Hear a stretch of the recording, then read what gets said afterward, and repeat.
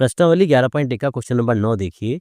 एक वृत्ताकार ब्रूच को चांदी के तार से बनाया जाना है जिसका व्यास 35 मिलीमीटर है।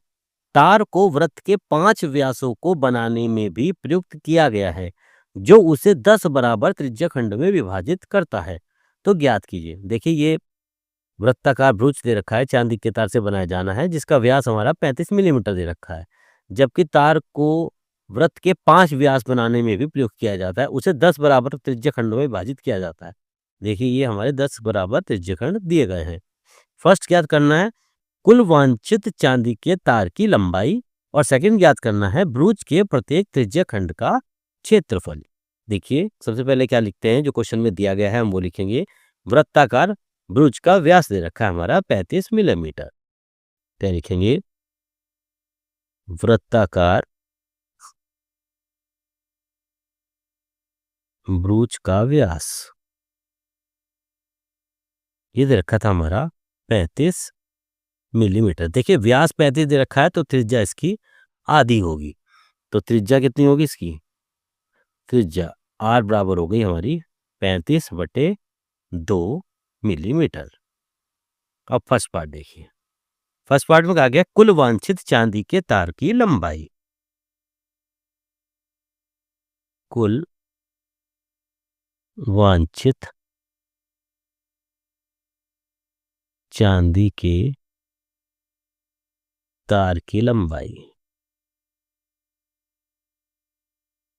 इसका फॉर्मूला लगेगा 5, क्योंकि हमारा 5 व्यास दे रखे हैं। 5 गुना व्यास की लंबाई, जो हमारी व्यास की लंबाई दे रखी है, प्लस वृत्त की परिधि। वृत्त की परिधि।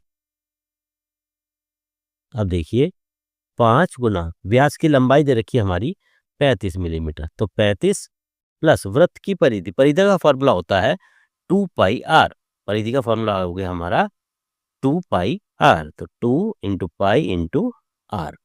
मान रख दीजिए 5 की जब हम 35 में गुणा करेंगे ये हो जाता है हमारा 175 प्लस 2 गुना पाई का मान होता है हमारा 22/7 इंटू आर का मान दे रखा है हमारा 35/2, तो 35/2। अब जो जो संख्या कट रही है उसको काट दीजिए। देखिए 2 से 2 काट दीजिए, 7 से काटिए, 7 पंजे 35, तो आ गया 175 प्लस 22 की जब हम 5 में करेंगे तो ये जाता है हमारा 110। तो 175 में जब हम 110 जोड़ते हैं तो ये जाती है हमारी 285 मिलीमीटर। तो हमारे तार की लंबाई आ जाती है हमारी 285 मिलीमीटर। इसी तरह से हमें इसका सेकंड पार्ट करना है।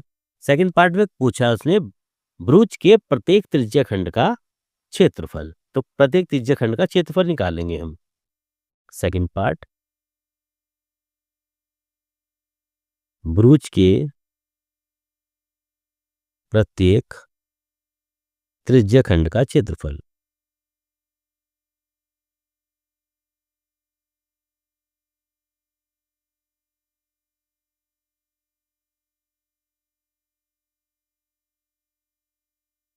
फॉर्मूला जो हम हमेशा लगाते हैं, θ/360 इंटू पाई आर स्क्वायर।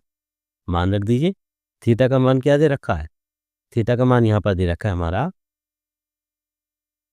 देखिए 10 है। ये हमारे पूरा 360 डिग्री होता है, तो 360 है तो एक हो गया हमारा 36 डिग्री का, क्योंकि सारे पूरा का पूरा गोला 360 डिग्री का है और 10 भाग दे रखे हैं, तो एक हमारा 36 डिग्री का हो जाता है।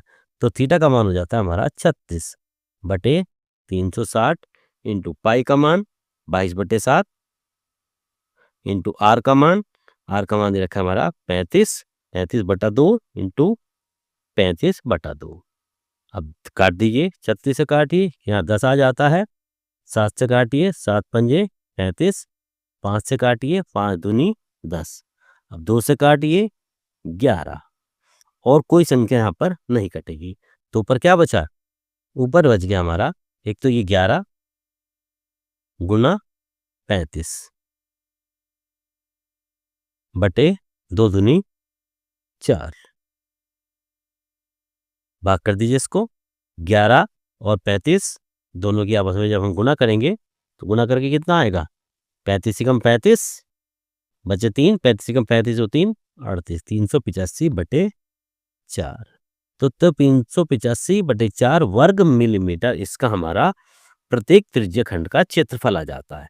तो सेकंड पार्ट का आंसर 385/4 मिलीमीटर वर्ग मिलीमीटर आ गया।